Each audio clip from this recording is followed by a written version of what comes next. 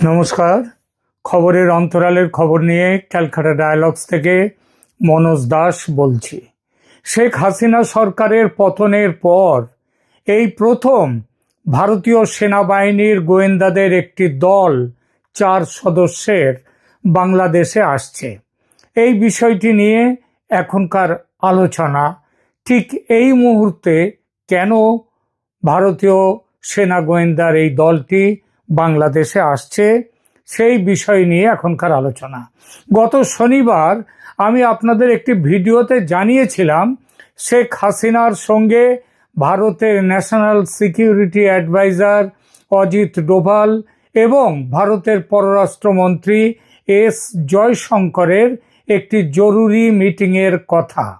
অপরাধ ট্রাইব্যুনাল দ্বারা শেখ হাসিনা সহ প্রাক্তন ও বর্তমান সেনা কর্তাদের বিরুদ্ধে পরোয়ানা জারির প্রতিক্রিয়ায় বাংলাদেশে যে সেনা বিদ্রোহের সম্ভাবনা, সেই প্রেক্ষিতে যে এই অত্যন্ত জরুরি বৈঠকটি বসেছিল নয়াদিল্লিতে, সে কথাও আপনাদের আমি বলেছিলাম।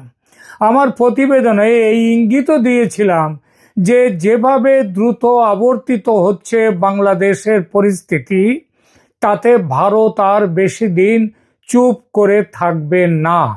তার হস্তক্ষেপের সম্ভাবনা প্রবল হয়ে উঠছে এবং খুব শিগগির এ ব্যাপারে কিছু দেখতে পাবো আমরা। সেদিন বলেছিলাম যে শেখ হাসিনা ভারত সরকারের কাছে এই মুহূর্তে কি চাইছে এবং ভারত কতটা কি দিতে পারবে, সেই বিষয় নিয়েই ছিল সেদিনের সেই বৈঠক।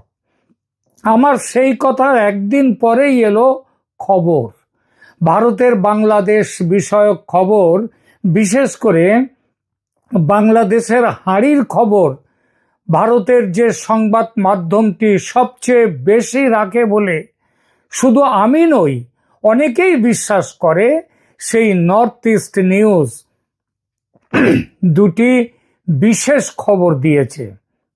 এই নিউজ পোর্টালের পুরনো প্রাজ্ঞ সাংবাদিক চন্দন নন্দী দিয়েছেন খবর দুটি খবরই একে অপরের সঙ্গে সম্পৃক্ত।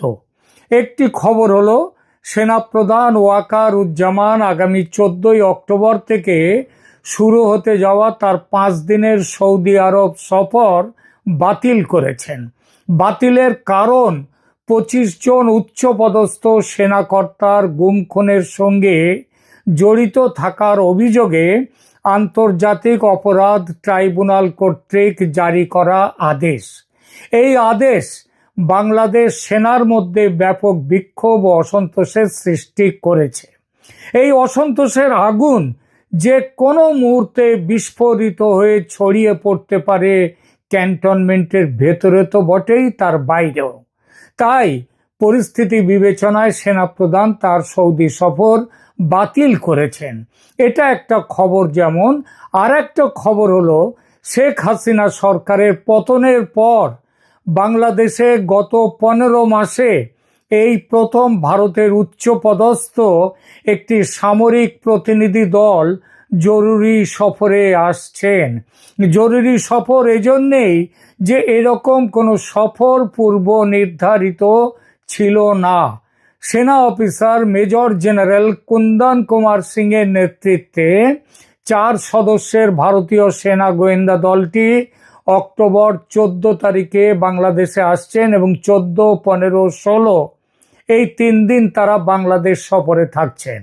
আগেই বলেছি, এটি শেখ হাসিনার পতনের পর প্রথম ভারতীয় সামরিক বাহিনীর উচ্চ পর্যায়ের প্রতিনিধি দলের বাংলাদেশ সফর। এই সফর বাংলাদেশের বর্তমান রাজনৈতিক ও সামরিক সংকটের মাঝে এটা সফরটি হচ্ছে এবং এর বিশেষ তাৎপর্য এই পরিস্থিতিতে হওয়ায় যে বিশেষ তাৎপর্য বহন করে সেটা বলা বাহুল্য। এই সফর যে বাংলাদেশের বর্তমান শাসকদের শঙ্কার কারণ না বললেও দুশ্চিন্তার কারণ যে হয়ে উঠেছে এবং উঠবে আরও, ইতিমধ্যে তার যথেষ্ট আঁচ পাওয়া যাচ্ছে। সরকারের বা সরকার সমর্থক দলগুলোর কাছের যে সংবাদ মাধ্যম বলে পরিচিত বেশ কিছু নিউজ পোর্টাল ও social media channel north east নিউজের সত্যতা নিয়ে সন্দেহ প্রকাশ করছে। তারা জানতে চাইছে চন্দন নন্দীর এই খবরের সূত্র কি। সূত্র উন্মোচন করে সংবাদ দিতে গেলে ইনভেস্টিগেটিভ জার্নালিজম যে চলে না, এই সহজ সত্যটি এসব প্রশ্নকর্তারা ভুলে যান। তাদের বরঞ্চ চেষ্টা করা উচিত ছিল এই খবর সত্যি কিনা সেটা নিজেদের দিক থেকেও যাচাই করা, এবং যদি এই খবর সত্যি হয় তাহলে কেন এটা হতে যাচ্ছে সেই বিষয়টি খুঁজে বার করা তাদের উচিত ছিল। তা তারা করেননি। আমি সেই কাজটি করব। এখানে বলা বাহুল্য, আমার সংবাদের ভিত্তি হচ্ছে নর্থ ইস্ট নিউজ এবং আমার নিজস্ব সূত্র থেকে পাওয়া বিভিন্ন খবর। আমিও সেই সূত্রের নাম বলবো না, কারণ সে নাম বললে আর খবর পাবো না। দেখতে চেষ্টা করব গত 15 মাসের হিমশীতল সম্পর্কের মধ্যে দুদেশের মধ্যে যে সম্পর্কটা বর্তমানে চলছে তার মধ্যে হঠাৎ করে এই সফরের কারণ কি। গত 15 মাস ধরে ভারত অনেক চাপ ও প্রলোভন সত্ত্বেও বাংলাদেশের অভ্যন্তরীণ বিষয়ে সরাসরি হস্তক্ষেপ করেনি। ধর্মীয় সংখ্যালঘু হিন্দু সম্প্রদায়ের ওপর ব্যাপক অত্যাচার নিয়ে প্রতিবাদ জানিয়েছে বটে, কিন্তু সরাসরি হস্তক্ষেপ করেনি। তাহলে বাংলাদেশের সাম্প্রতিকতম টালমাটাল অবস্থায় কেন ভারতীয় সামরিক প্রতিনিধি দলের এই সফর? আবার সেই সফরসূচিতে এমন কিছু প্রোগ্রাম আছে যা কপালে কুঞ্চন তুলতে যথেষ্ট। আমরা পরে আসছি সেই আলোচনায়। আগেই বলেছি, আন্তর্জাতিক অপরাধ ট্রাইব্যুনালের জারি করা পরোয়ানা শেখ হাসিনার শাসন আমলে জোরপূর্বক গুম, খুন, নির্যাতন ও মানবতা বিরোধী অপরাধের অভিযোগে জারি হয়েছে। অক্টোবর 11 পর্যন্ত মোট 25 জনের মধ্যে 14 জন সেনা কর্মকর্তাকে গ্রেপ্তার করা হয়েছে। এই গ্রেপ্তারদেরকে আদালতে তোলা হবে 22 অক্টোবর। তাদের শুনানি শুরু হবে এবং গ্রেপ্তার করার পরে এবার তাদের সেনা হেফাজত থেকে পুলিশি হেফাজতে দেওয়া হবে কিনা সেটা পরের কথা, কিন্তু আপাতত তাদেরকে ওই ট্রাইব্যুনালের সামনে পেশ করতে হবে। অক্টোবর 9 তারিখে অনুষ্ঠিত একটি সভায় 51 জন জেনারেলের মধ্যে মতবিরোধ প্রকাশ পেয়েছে। তার কারণ এই গ্রেপ্তারের ফলে সেনাবাহিনীতে প্রবল বিভক্তি দেখা গিয়েছে। যারা 51 জন জেনারেলের মধ্যে কেউ আইসিটির রায়ের পক্ষে, কেউ আবার বিপক্ষে মত দিয়েছেন। তবে সাধারণভাবে দেশের ভিতর ও বাইরের বিশ্লেষকদের মত হলো বাংলাদেশ সেনাবাহিনী বিরাট এক বিভাজনের মুখে এসে দাঁড়িয়েছে এবং যে কোনো মুহূর্তে পরিস্থিতির বিস্ফোরণ হতে পারে। এই পরিস্থিতিতে সেনা প্রধানের সৌদি সফর বাতিল করাটা খুবই যৌক্তিক ও স্বাভাবিক, এ বিষয়ে সন্দেহ নেই। কিন্তু কথাটা হলো, এমন উত্তেজনাকর পরিস্থিতির মধ্যে ভারতীয় সেনা গোয়েন্দাদের সফর, সেটা তো ওটা যেমন স্বাভাবিক, সৌদি সফর বাতিল, তেমনি এটাও হচ্ছে অস্বাভাবিক। বুঝতে অসুবিধা হওয়ার কথা নয় যে এর পেছনেও কিন্তু কারণ আছে। কারণ ছাড়া কোনো কাজ হয় না। ভারতীয় সেনার গোয়েন্দা বিভাগের এই দলটির যে কর্মসূচি রয়েছে জানা যাচ্ছে, সেগুলো হলো ঢাকায় সশস্ত্র বাহিনী বিভাগ, বিমান বাহিনী, directorate general of forces intelligence মানে ডিজিএফআই, আর্মি এভিয়েশন গ্রুপ এবং 10ম পদাতিক ডিভিশনের সাথে বৈঠক। এই ব্যাপার এদের সাথে বৈঠক তারা করবে। বৈঠকের কি আলোচনা, সেগুলো আপনারা কাদের সাথে বৈঠক হচ্ছে এটা জানলে অনেকটা আঁচ করতে পারবেন।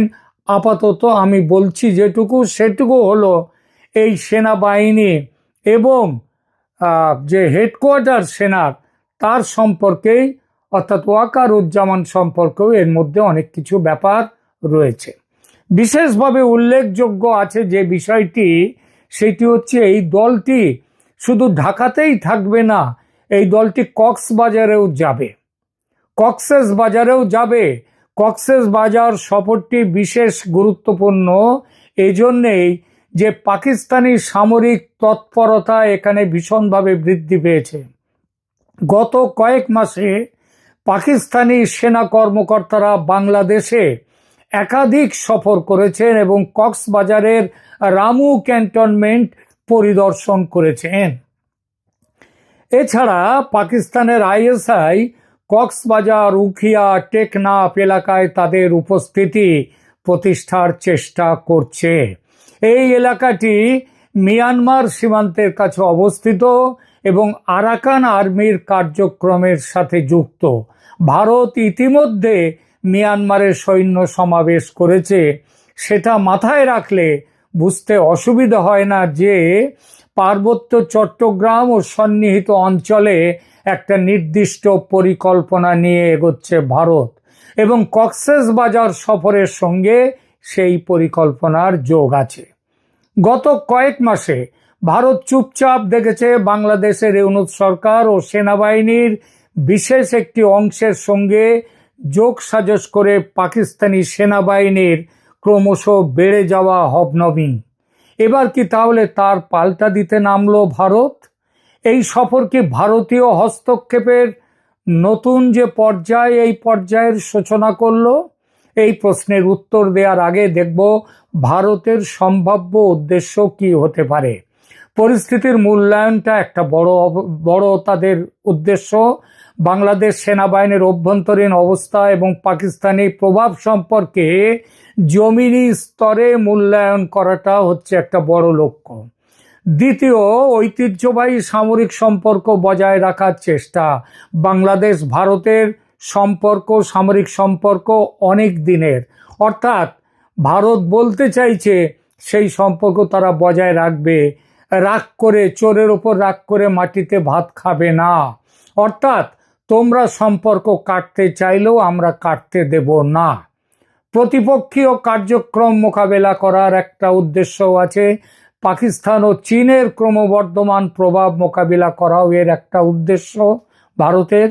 এবং সবশেষ যে বার্তাটি ভারত গত 15 মাস দেয়নি, সেই বার্তাটি দেয়া, সেটা হলো 71-এ তোমাদের স্বাধীন করতে অনেক রক্ত দিয়েছে ভারতের সেনা, ভারতের জনগণ অনেক ত্যাগ স্বীকার করেছে।